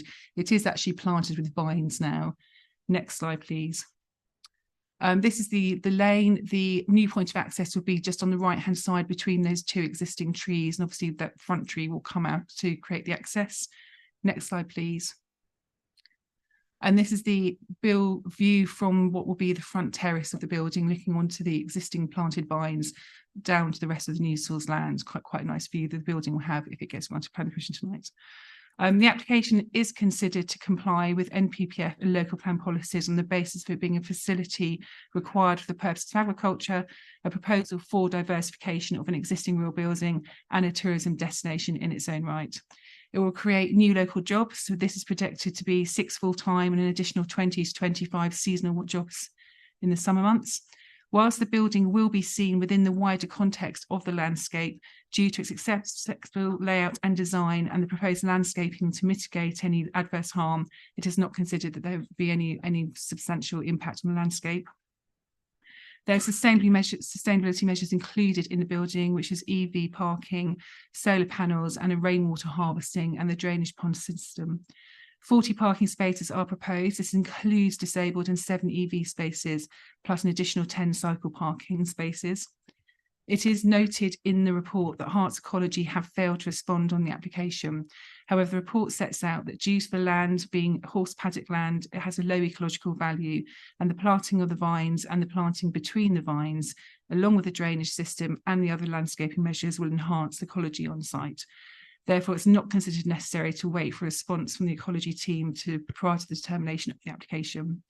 There's no objection to the application in planning terms. As set out in the report, the application is recommended for conditional permission subject to conditions. Thank you. Thank you, Anne. Any questions or clarification for Anne from members?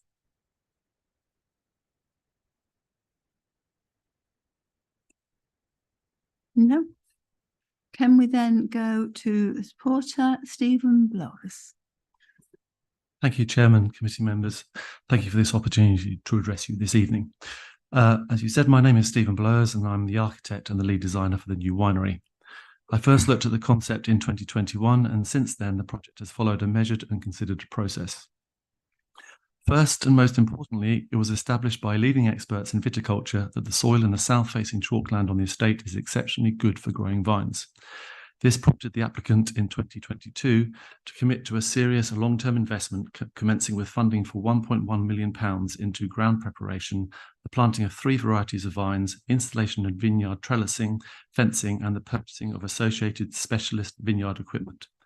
As the end of the second growing season now approaches, a healthy crop of vines is emerging and a small first harvest is anticipated next year.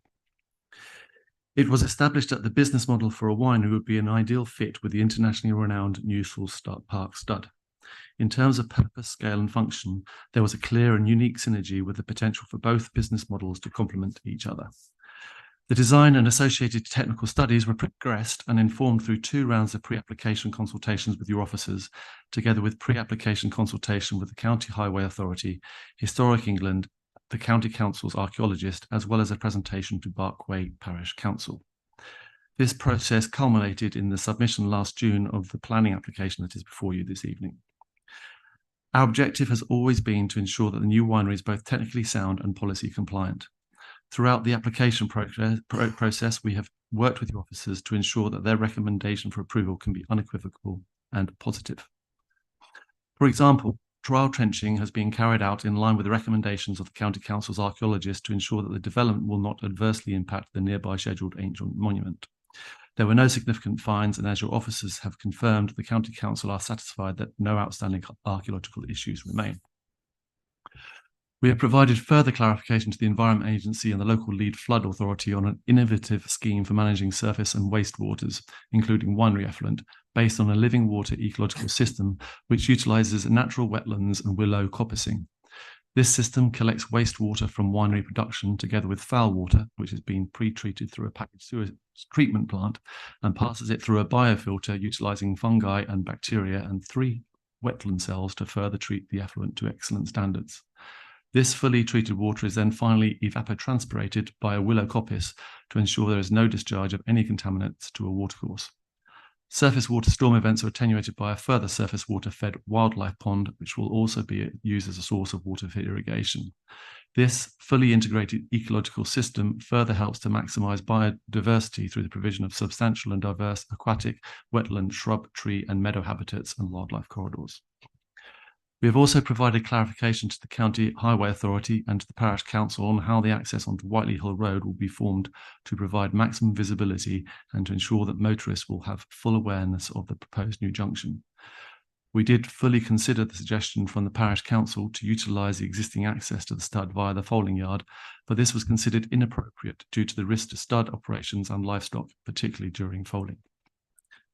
The fact that the application is presented to you this evening with a positive recommendation is, I think, testament to a fully collaborative effort on the part of the applicant's team, working with your officers and those from other agencies to get this hugely important project across the line. I hope that you agree and will be able to support the project. Thank you, and if I can assist in any way, of course, I will be more than happy to do so. Thank you very much. Do you have any questions or clarification? Councillor Nolan? Good evening. In the business plan, there is an allusion in point 9 to other revenue streams that could be considered but not built into this business plan. Is there any consideration to anything that would go beyond what you've currently set out in the transport statement at this current time in terms of the numbers of vehicles attending for certain events? Stephen? I may have to hand that over to Mark, who is the I'm sorry, you can't do that. Oh, can I not? He's not registered. I'm afraid that's not something I can answer, but we could certainly come back. Oh, sorry, Anne's got an answer. So let's say. There's a section in the submitted documents with the application that they leave in the early years before they're up to full capacity, that they will have space within their facility to bring in grapes from other growers to actually process and mature the wine in their facility. They're not reckoning on that as part of their business plan, but there's space within the production facility. They know for the first couple of years until they get up to full capacity themselves. Once they're at full capacity, you could have a situation where you have a bad harvest one year, which then means they won't have sufficient grapes themselves. They then could possibly offer space to other producers if they've maybe had a better harvest than them. But it's not in their business plan. It's not something they're setting out to do from the beginning, but it's a possibility that could happen. It's subject to kind of their own conditions going forward. Thank you. Councillor Nolan, does that answer your question? Other questions of clarification? No. Can I then go to Councillor Morris? Thank you. I'm the District Councillor for Rural Ermine Ward, which includes this proposed winery. I'm speaking in support of this application and supporting the case officer's recommendation to grant. It's unusual for any planning control committee to consider an application for a winery. In my view, this is an exciting project. The applicant has used an experienced, skillful, and thoughtful architect to put together this proposal. I think that it will be a credit to North Hertfordshire in bringing together business, employment, and wine, all of which are always needed locally. How often Do people say to me, we need more local businesses and employment that comes with it? This proposal does just that. The applicant has shown foresight in putting together an application which is architecturally exciting and yet discreetly set within its rural environment. They have considered and eliminated any negative environmental issues. I do hope that the committee will support the officer's recommendation to grant this exciting application. Thank you. Thank you, Councillor Morris. Any questions, clarification for Councillor Morris?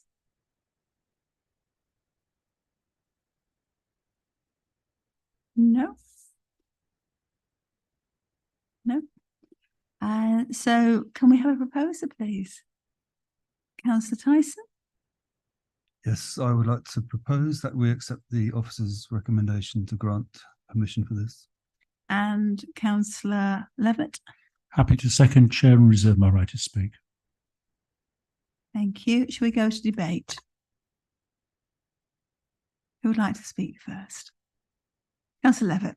I just say I never ever expected sitting on this planning committee to be looking at a wine production facility in North Hertfordshire. And it's an excellent, it's the way the application's been presented is excellent. The design looks really good. Officers' work on it's really commendable as well. What more do I say? What Gerald said, it brings jobs, brings more prosperity, brings something different to the area. What more can we say? And wine. And wine. Oh. Thank you. Any other comments in the debate? Councillor Nolan. I suppose echoing what's been said before, but particularly in this case, the ability to bring rural jobs as well, something that I think, generally has been a struggle in other areas. So it's just very good to see that, a particular sector in our area that's probably been set aside a little bit is gaining. So yeah, again, nothing to add other than that. Thank you. Any other comments?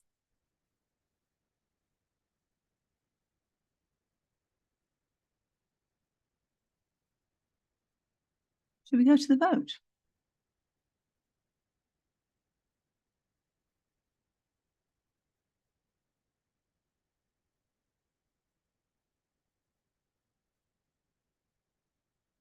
Yeah, that motion is carried. Thank you.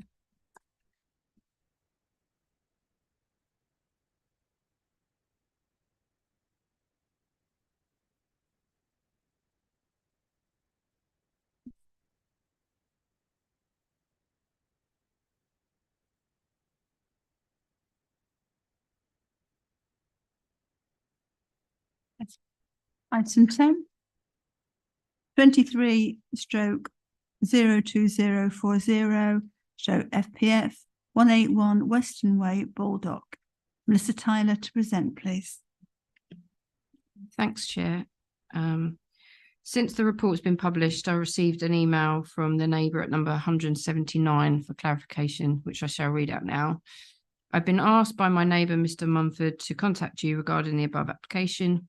I do not object to the development in principle, but do hope that my previous comments regarding potential danger to pedestrians and traffic due to decreased visibility when exiting both my property and that of 181 and the possible damage to the hedge will be taken into account when considering this application.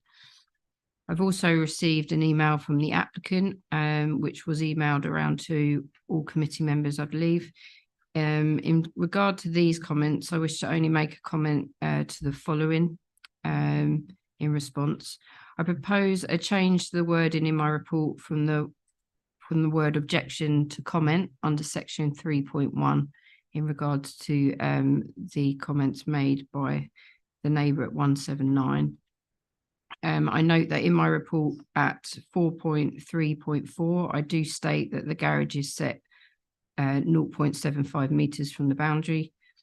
And thirdly, when measuring the scale drawings, the proposed garage has a maximum height of approximately 2.67 metres, which is different to the note on the plan. If you go to the presentation, please. Can I just ask, the first email, did it come in? One from 179? That came in on Friday, I believe. Right, thank you. Please continue. So 181 Western Way is a mid-terrace dwelling house located on Western Way. The terrace property have a consistent building line which is set back from the road of approximately 19 metres. Next slide, please. So this photo shows the application site. There is an existing hedge on the front and side boundaries. The building line creates a large, uniform and spacious appearance to the street scene that contributes positively to the local character of the area. Next slide, please. So these photos are to describe the character of Western Way, which in my opinion is key to the context of the proposed development. Western Way is approximately 1.2 kilometres long and it has a number of different character areas. Just looking at the eastern side of the road, the northern part of the road comprises mainly of Knights Templar School and then several terrace houses with small front gardens. Passing the junction with Park Drive, the houses are mixed of detached, semi-detached, two-storey and bungalows. These properties have extremely large front gardens with a depth ranging from approximately 28 to 44 metres. A number of these properties do have garages and structures in their front gardens. Next slide, please. This section of Western Way, south of Western Way Nursery School up into Knights Court, predominantly comprises terraced dwellings with no garages or structures to the front with plenty of off-street parking. Next slide, please. Beyond Knights Court, the character changes again to detached and semi-detached properties with small front gardens, approximately a depth of 9.5 metres, with no garages or structures to the front with plenty of off-street parking. Next slide, please. So this is the proposed site plan with the garage located along the front boundary of the host property. Next slide, please. This plan shows the garage will house one car with a depth of 5.5 metres by 4 metres. It has a flat roof and a height of approximately 2.7 metres. So my recommendation to the committee is that the proposed detached garage, due to its prominent location at the front of the plot, would result in a harm to the character and appearance of the street scene and host dwelling. The proposed development would therefore fail to comply with policies D2 and D1 and D2 of the local plan and section 12 of the NPPF. That's the end of my presentation. Happy to answer any questions. Thank you. Any questions for Melissa?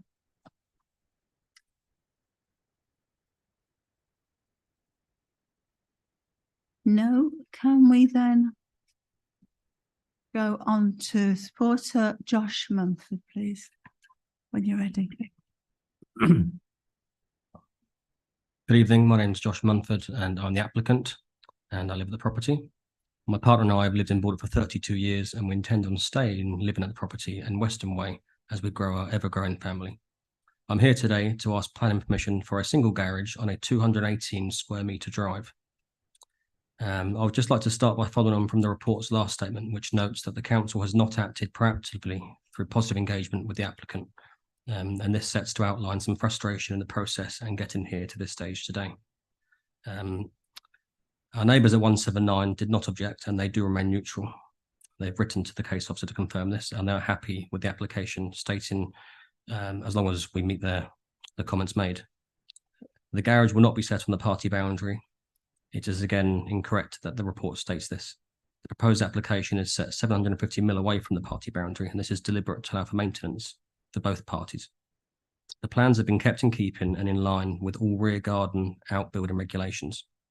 And I'd like to state at this stage that if any of the members of the committee did receive the email with the attached images, that many images within that document are severely different to that displayed in the slideshow just now. Many are on the boundary or within half a metre. The proposed plans of ours sit away from the boundary and on level with the footpath. They are shielded from public view by a 2.5 metre tall evergreen red robin hedge. Many other current albums along Western Way are constructed virtually on the public footpath boundary and built in a high elevation, and as such they have a much higher impact on the road and surroundings, and they offer no screening from public view.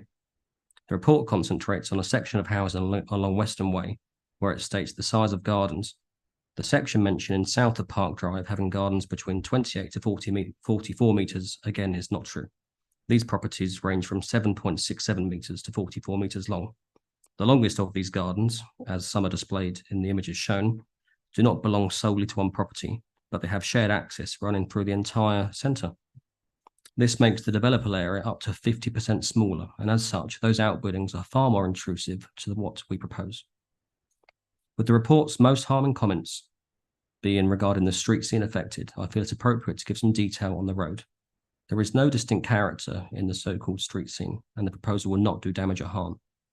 In fact, 66% of privately owned homes west-facing in Weston Way have built in their front gardens with either extensions, garages or outbuildings or home offices, some being substantially smaller plots than 181.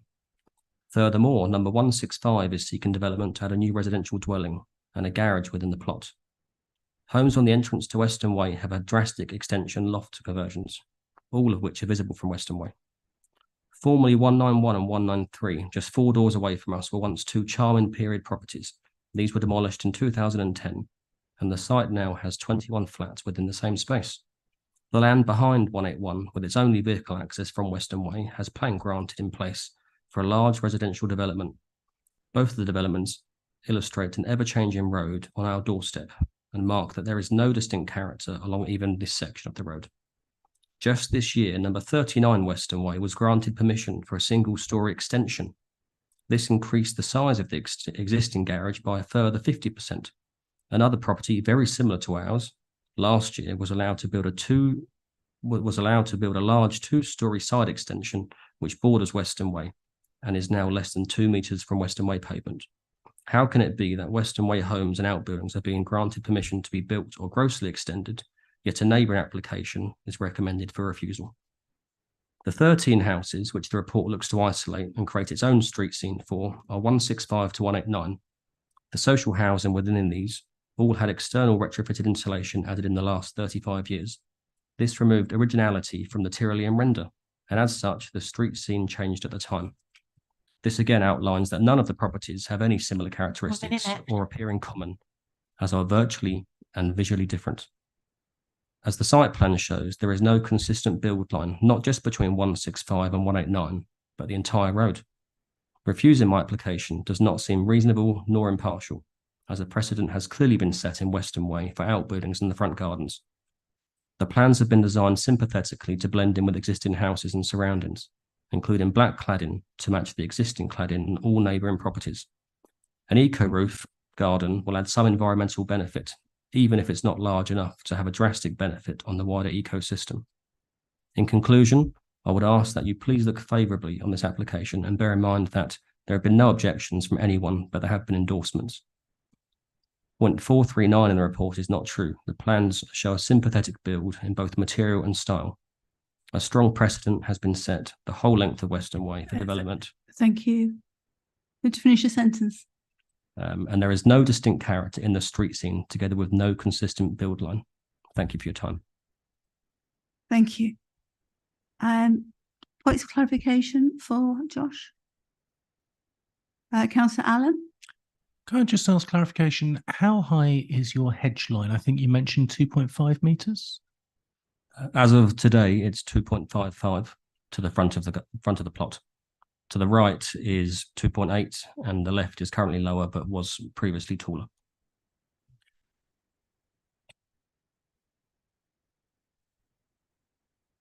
Can I ask a question?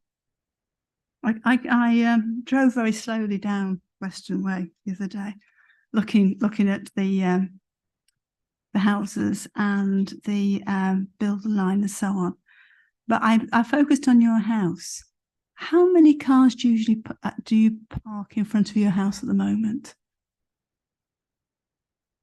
Well, we own 2 cars, so generally 2 plus visitors. But we have had we have a classic car. We pay for storage elsewhere, as we don't want to keep that on the drive at the minute, which is the reason for partly the reason for the garage, obviously. And obviously at family gatherings and festivities, we have had many more. But with the proposed build, there would still be room for up to 8 to 9 cars comfortably. Thank you, Kevin. I'm going to give myself a follow-up question. When I looked at the plans, the doors to the garage face the house, and to get the car from the road into the garage means a sweep, which from what I could see means that you couldn't at that point actually have any other cars parked in your front garden if you were trying to get a car into that garage, according to the plans. What's your thoughts on that? So like I say, it's predominantly for a classic car, which by nature isn't used daily. You can, in fact, we have a large SUV, and you can do a full turn-in circle within the 10.5 meter width of the drive. So it's a fair luxury at the minute. Where you would park, even with the open to the garage, it still allows for our large 5.5 meter long car to do a full turn-in circle. Thank you. Is that Councillor Levitt? Have you changed your mind? No, is that okay? Any other questions for Josh? Shall we go to Councillor Willoughby, please? Thank you, Chair. I'd like to start by saying, having spoken with the applicant myself throughout much of this process, he has waited a long time for communication between stages with little dialogue. And this report being published is the first that we have, both of us have seen, that it's unacceptable in principle, which I disagree with, and it was a bit of a surprise. He has said throughout the process that he's more than willing to work with our planning department to come to a fair compromise, but this hasn't necessarily been forthcoming, and therefore we have come to a stage where obviously I've had to call this in to find a way forward. I know that a point has been made about the character of Western Way, but I do not believe that any of the residents of this specific stretch of Western Way, or really anyone in Baldock, thinks that there is a particular character that this application would affect. Indeed, the supporting statements from neighbours, I would suggest, endorse this view. And as Josh has mentioned, there have been many changes throughout the years in the appearance and plot layout of properties along this road, including Knights Court, which is only a couple of doors down, which was a drastic change to the types of property on Western Way at the time. There will be housing built just behind the applicant's property and several other properties along there, with entry through the access road for Knights Court, which adds even more to the changing nature of this area, and this should be taken into account as a wider area rather than just the facade of the frontage that Western Way provides. Western Way is one contiguous street. It should not be viewed as a separate street, scene, or community, and one small stretch of it should not be separated off for a view of its character. There are properties of so many designs, residential, educational, and more. None of these are of one distinct character that an applicant should be held to without question. If the character of this street was of particular importance at any point, then the protection of this should have been a priority from the very first alteration, extension, or proposed outbuilding application when that was submitted. But this was not the case. And while completely incongruous, unsympathetic, and poorly planned development should be considered thoroughly, there is no real argument for this now, where positive, sympathetic applications such as this one are submitted. The applicant has worked to make sure that this outbuilding/garage would be sympathetic to the design of the house, while also being sited behind hedging, which would prevent any significant view of it. He's also added a green, eco-friendly roof to the plan, which provides an environmental benefit that goes above and beyond. However, as Josh has told me, if members feel that this would be incongruous with the style of the house, then I understand that he is happy to compromise and remove this aspect of the application, which he can confirm for himself. Western Way has had several issues with speeding and traffic incidents, and this doesn't seem likely to change very soon. Indeed, there will be more larger traffic along here when the development starts behind Knights Court, and the applicant taking an opportunity to have a more secure storage for their vehicle seems like a positive action. I believe that it's fair to say that the applicant has gone to great lengths to ameliorate concerns about this application, and he continues to be open to fair compromise on the plan. I hope that the members of this committee can see that he's acting in good faith in offering another compromise, as he has suggested to me just before this meeting that he would be happy to move it in an additional half metre as well. Thank you. Thank you. Any questions, clarification for Councillor Willoughby? Councillor Levitt? Only a slight one, really. Actually, no, I'll leave it for the debate. I think it's more for the applicant actually than anything else now. Now I come to think of it. Councillor Peace? When you say move it in by 0.5 metre, do you mean move it in from the street line or from the neighbour line? The street line, I believe.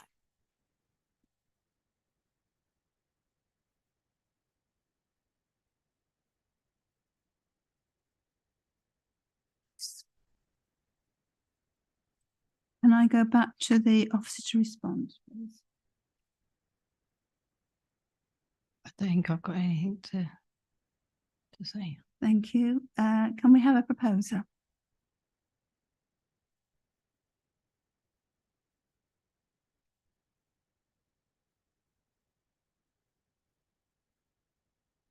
Councillor Levitt? Okay. In view of what I've seen and know that area reasonably well, I think it would be out of keeping with that particular part of it. It's quite a big stretch of Western Way. So I'm moving the recommendation to refuse, Chair. Councillor Allen? Happy to second, Chair. Thank you. Can we have a debate? Who would like to start the debate? Councillor Levitt? You know, really just to repeat what I just said there, I think it would be out of keeping in that quite long stretch of Western Way. There isn't another one with anything in the front garden really, apart from a couple of caravans and that. And I think putting a building there would be considerably out of keeping within it. I'd also be concerned that where it goes at the moment, the applicant can get his cars onto the driveway and forwards and get back out. We've got plenty of room to turn the cars and get back out forwards. I'd be a wee bit concerned with the size of that building, that you wouldn't be able to do that and have to reverse out onto Western Way. But that's a different issue. But I don't think that building on there certainly doesn't fit with what the rest of the stuff is around there. Thank you. Other comments?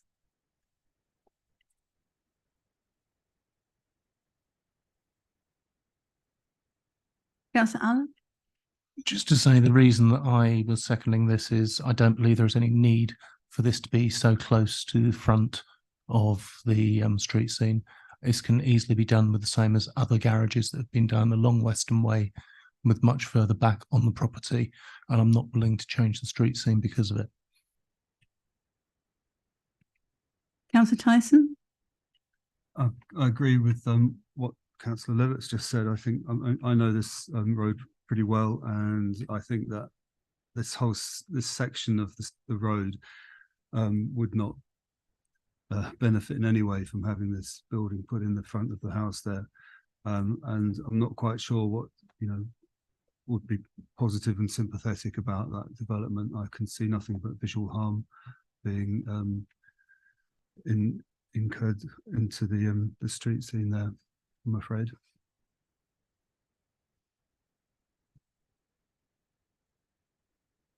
Any other comments from the committee?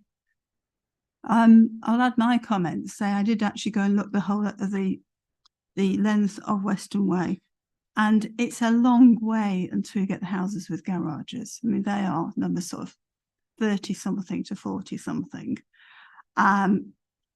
which have obviously been built with integral garages. I also had concerns about 179. I seem to be worrying more about 179 than 179 is. That, for instance, the hedge between the two is actually much lower than the hedge between 181 and 183. And this building would be way above the hedge. And secondly, 179's garden is very narrow and would suffer from a higher hedge, which would shield them from the building, but also shade us their garden. And as a visitor, I just felt there was a clear street scene in that area without the garages. Thank you. Anybody else?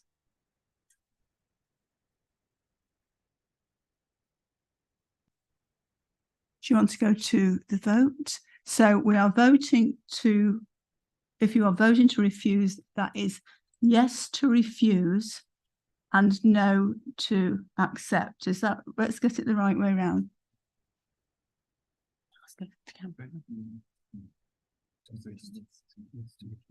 Yes to refuse. Yes to refuse.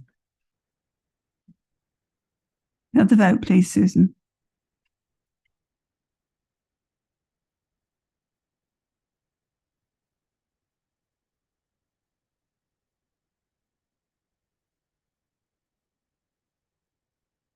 Yeah, that motion is carried. Thank you.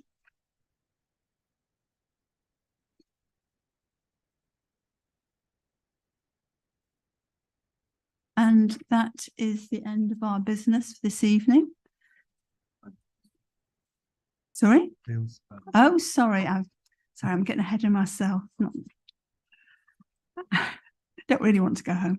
Item 11, planning appeals. Sean, please.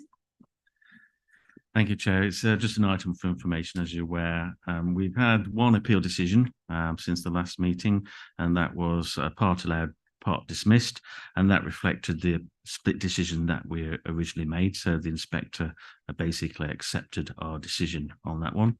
And we've had one appeal lodged since the last meeting, which is a householder appeal. They're listed at the item. And as I say, those are for information. Thank you.